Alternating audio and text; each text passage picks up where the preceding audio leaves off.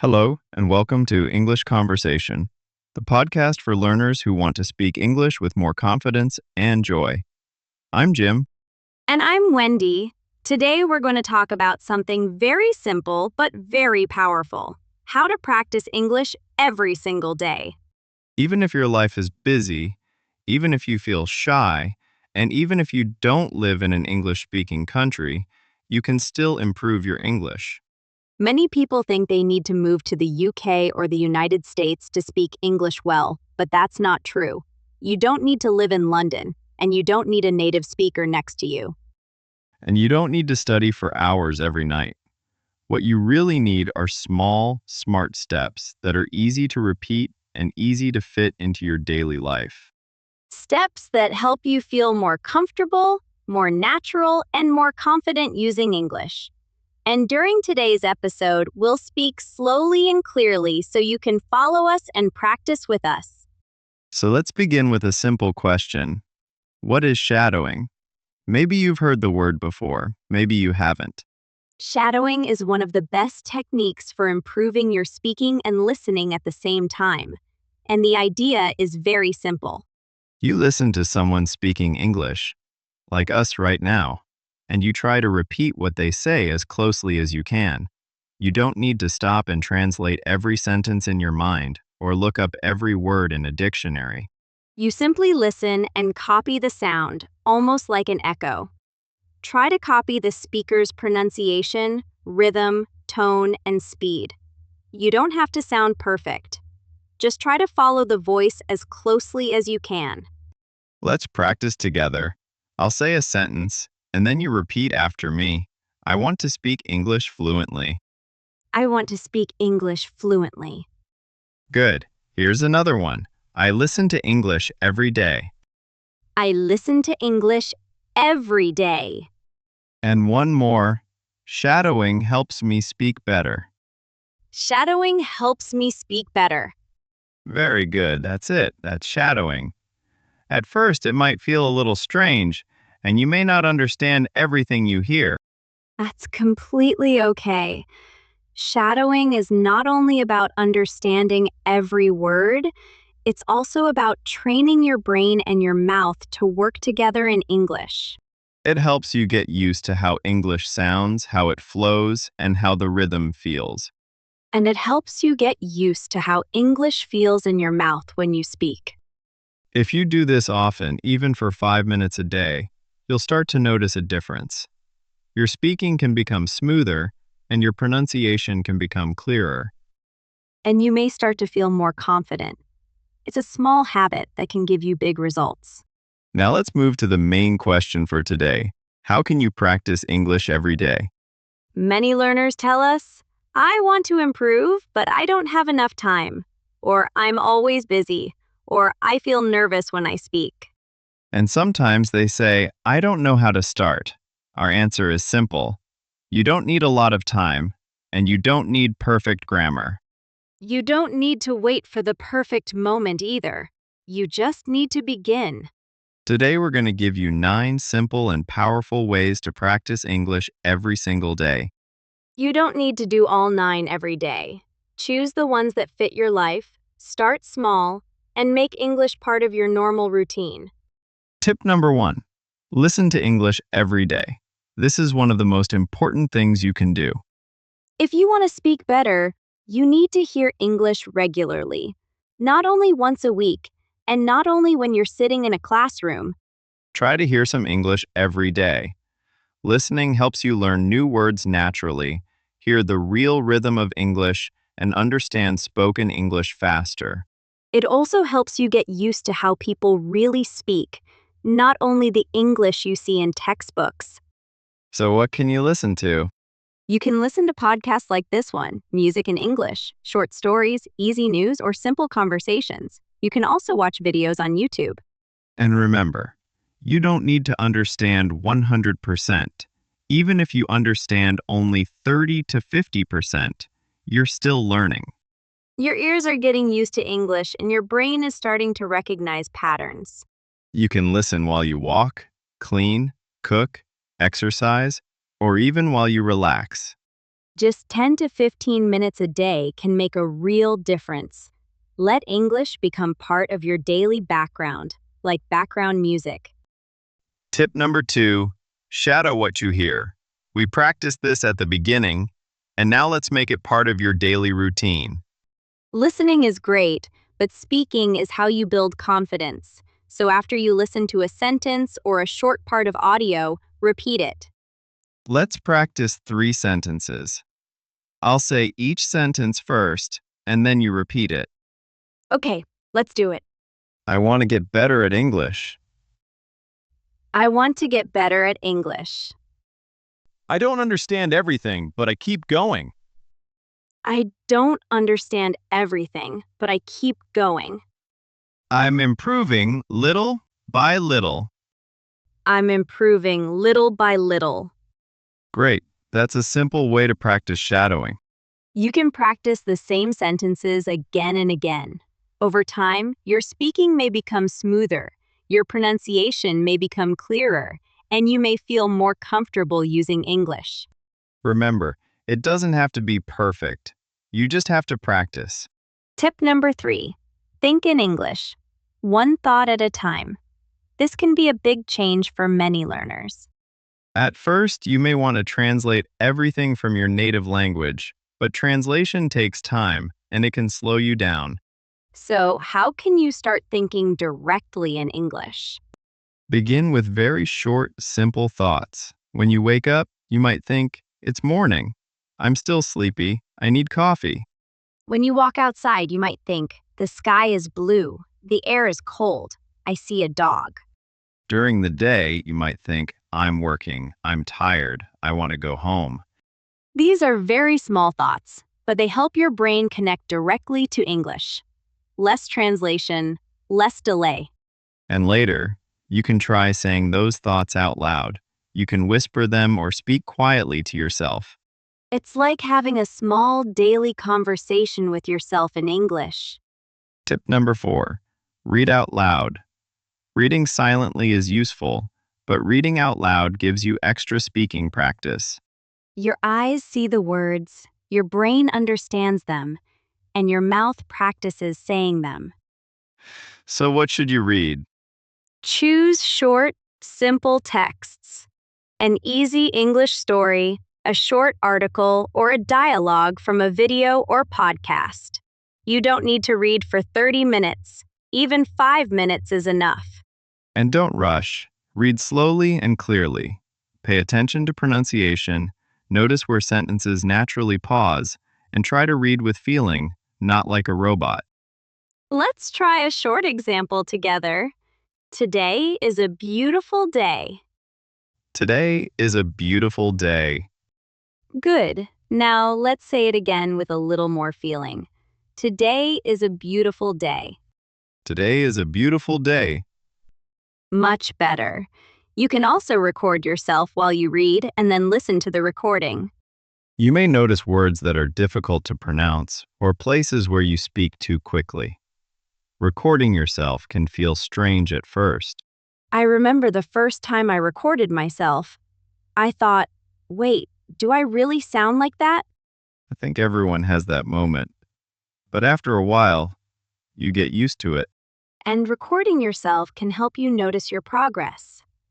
Maybe today, one sentence feels difficult, but a month later, the same sentence feels easy. That's progress you can actually hear. Tip number 5. Change your daily environment to English. This is a simple way to see more English without adding extra study time. One easy place to start is your phone. If you feel comfortable doing it, change your phone's language to English. That's a smart idea because most of us look at our phones many times a day. Every time you open your phone, you'll see common English words like settings, messages, photos, search, share, and delete. At first, some words may feel unfamiliar, but because you see them again and again, they become easier to remember. You can also change the language on some of your apps, or follow English language accounts related to things you already enjoy. Maybe cooking, sports, travel, technology, movies, or whatever you're interested in. That way, English becomes part of something you already like, and you don't always feel like you're studying. You can also put small English labels on things around your home. For example, you can put the word mirror on your mirror, fridge on your fridge, door on your door, or desk on your desk. Although putting desk on your desk might make your family wonder what you're doing. Just tell them it's serious English research. Very serious. The idea is to make English part of your environment. You see it naturally during your day, and little by little, common words become familiar. This kind of learning can happen in the background while you're doing other things. You're creating more contact with English without sitting down for another study session. Tip number 6. Write a short diary in English. Don't worry, we're not asking you to write 3 pages every night. Please don't turn your English diary into a novel. Unless you really want to. 3 or 4 simple sentences are enough. You can write about what happened during your day. For example, you could write, "Today I went to work. I was very tired. I drank 2 cups of coffee. It rained." Or, this morning I stayed home. I watched an English video. Then I made lunch. Very simple. Your diary doesn't need to be exciting. You don't need to write, "Today I climbed Mount Everest and saved the world." Then I came home and studied English for 6 hours. That's a very busy day. A normal day is completely fine.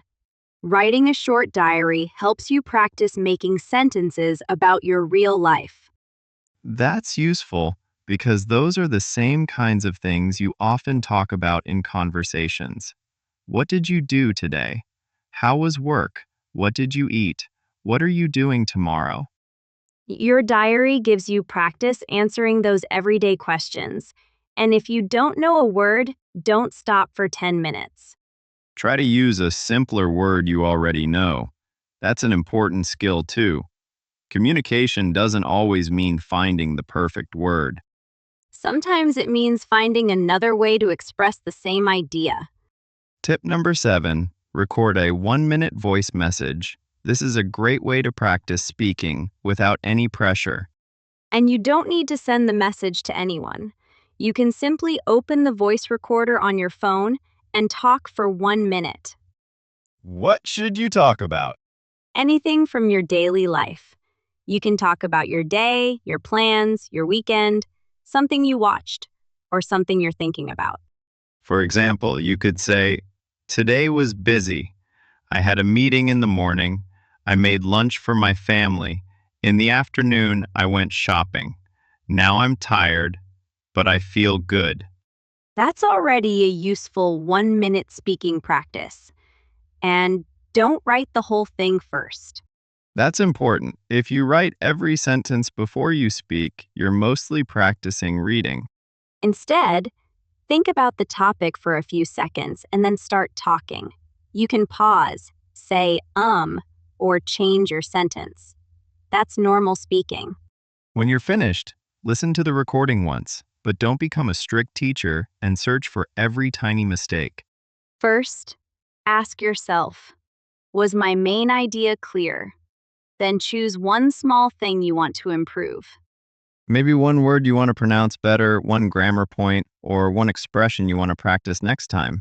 This helps build self-awareness without making speaking stressful. And if you record yourself regularly, you'll have a record of your progress. Listen again after a month or 2. You may be surprised by how much more comfortable you sound. Tip number 8. Join an English-speaking group online. This gives you a chance to use English with real people without leaving your home. And you don't need to find native speakers. Other English learners can be great practice partners because you're learning together, so there's usually less pressure. You can join a Facebook group, a WhatsApp group, a Telegram group, or another online language community. Look for a group where people actually communicate and practice English. You can start very small. Write a short message like, "Hi everyone, I'm Jim.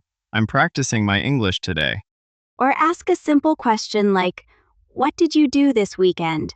You can also answer someone else's question or send a short voice note if the group allows it. At first, you might feel nervous. That's normal. You don't have to write a long message. 1 or 2 sentences are enough. And remember, the goal isn't to impress anyone. The goal is to communicate. Maybe you make a grammar mistake, use the wrong word, or say something that sounds a little unusual. That's okay. You're practicing. Every time you use English with another person, it starts to feel a little more natural. You may also make friends with learners from different countries. And that can give you even more reasons to use English. Maybe you start by writing messages, and then later you send voice notes. Eventually, you might have a short audio or video call, step by step, with no pressure, just real communication. Tip number 9, watch short videos in English and copy the speaker. Short videos are great because you can watch the same clip several times without getting tired. You might use YouTube Shorts, Instagram Reels, TikTok, or any other platform you enjoy. Choose a short video where the English is clear enough for you to follow. It doesn't have to be an English lesson. It can be about cooking, travel, sports, technology, fashion, or anything you enjoy. First, watch the video normally. Just listen and try to understand the main idea. Then watch it again. This time, pay attention to 1 or 2 useful sentences. Pause the video and repeat them. Try to copy the way the speaker talks, their tone, rhythm, and speed. You don't need to copy a whole 1-minute video. Even 1 sentence is useful. Let's imagine someone in a video says, "I wasn't expecting that at all." You can pause and repeat, "I wasn't expecting that at all." Then listen again and repeat it one more time. Maybe the first time feels difficult. The second time feels a little easier. And after 5 or 6 times, the sentence may start to feel natural. That's because you're not only learning the words, you're learning how those words sound together. And that's very useful for natural speaking. You can also save short videos with useful phrases and come back to them later. So instead of watching 20 videos very quickly, you might choose 1 or 2 and really use them for practice. That's a big difference. Watching English content is helpful, but actively using what you hear makes it much more powerful. Pause, repeat, copy, and speak. That's active practice. All right, we've covered all 9 tips. Let's quickly review them so they're easy to remember. Tip number 1, listen to English every day. Podcasts, music, videos, stories, or conversations. Tip number 2, shadow what you hear. Listen and repeat, and try to copy the pronunciation, rhythm, and tone. Tip number 3, think in English. Start with very simple thoughts about the things around you. Tip number 4, read out loud. Even 5 minutes can give your mouth useful speaking practice. Tip number 5, change your daily environment to English. Use your phone, apps, labels, and interests to bring more English into your day. Tip number 6, write a short diary. Just 3 or 4 simple sentences about your real life. Tip number 7, record a 1-minute voice message. Talk naturally, listen once, and choose one small thing to improve. Tip number 8, join an English-speaking group online. Use short messages, questions, answers, and voice notes to communicate with real people. And tip number 9, watch short videos and copy the speaker. Focus on a few useful sentences instead of trying to practice everything at once. 9 ideas might sound like a lot, but remember, you don't need to do all 9 every day. Please don't wake up tomorrow and make a 3-hour English schedule. Unless you really want to. But for most people, a smaller routine is easier to continue. Maybe you listen to English for 10 minutes while making breakfast, and then shadow 2 or 3 sentences. During the day, you might think in English for a few minutes. At night, you could write 3 sentences in your diary. That's already a great day of English practice. On another day, maybe you read out loud for 5 minutes, record a 1-minute voice message, or send a message in an English-speaking group. You can mix these activities depending on your time and energy. The important thing is consistency. Consistency means doing something regularly over time. 10 minutes every day is often more useful than studying for 3 hours once a month. Your brain needs regular contact with English. Think about exercise. You don't become strong by exercising once every 3 months. Unfortunately, I tried that method. did it work? Not at all. I'm shocked. English works in a similar way. Practicing a little again and again helps you build strong habits. And don't worry if you miss a day. Maybe you're busy, maybe you're tired, or maybe life gets in the way. Missing one day doesn't mean you failed. Just come back the next day. Don't turn one missed day into one missed month. Exactly. Another important thing is to choose activities you actually enjoy. If you hate reading long articles, don't force yourself to read long articles every day. If you love movies, use movies. If you love cooking, watch cooking videos in English. If you love fishing, find English videos or podcasts about fishing. If you love games, use English while you play. English doesn't always have to be a separate school subject. It can become part of the things you already enjoy. And when English becomes part of your life, practicing feels more natural. You stop thinking, now I have to study English. And you start thinking, I'm doing something I like, and English is part of it. That's a much easier habit to keep. And please remember, don't compare your progress too much with other learners. Someone online may speak very fluently. Maybe they've been studying for 10 years, or maybe they use English every day at work. Or maybe you're only seeing their best 30 seconds on social media. You don't know their whole story. So instead of comparing yourself with others, compare your English today with your English 3 months ago. What can you understand now that was difficult before? What words can you use now? Can you speak a little longer? Can you understand this podcast more easily? Those are signs of progress. Sometimes progress is slow and difficult to notice, but that doesn't mean nothing is happening. Your brain is learning every time you listen, read, write, and especially every time you speak. So let's give you a very simple challenge for today. Choose just one of the 9 tips. Only one. Maybe listen to English for 10 minutes. Shadow 3 sentences. Write 3 sentences about your day. Or record a 1-minute voice message. Do one small thing today, and when you finish, tell yourself, I practiced English today. That's a win. Then tomorrow, do another small thing. It can be the same activity or something different. Little by little, English becomes part of your routine. And when English becomes part of your routine, you don't have to depend on motivation every day. Because motivation comes and goes. Some days you feel excited. Other days you just want to lie on the sofa. Those are important sofa days. Very important. But even on a sofa day, you can listen to 5 minutes of English. Exactly. Small practice still counts. Before we finish, let's remember the main message from today's episode. You don't need to live in an English-speaking country, have hours of free time, or know perfect grammar to improve your English. And you don't need to wait until you feel completely confident. Start with the English you have today.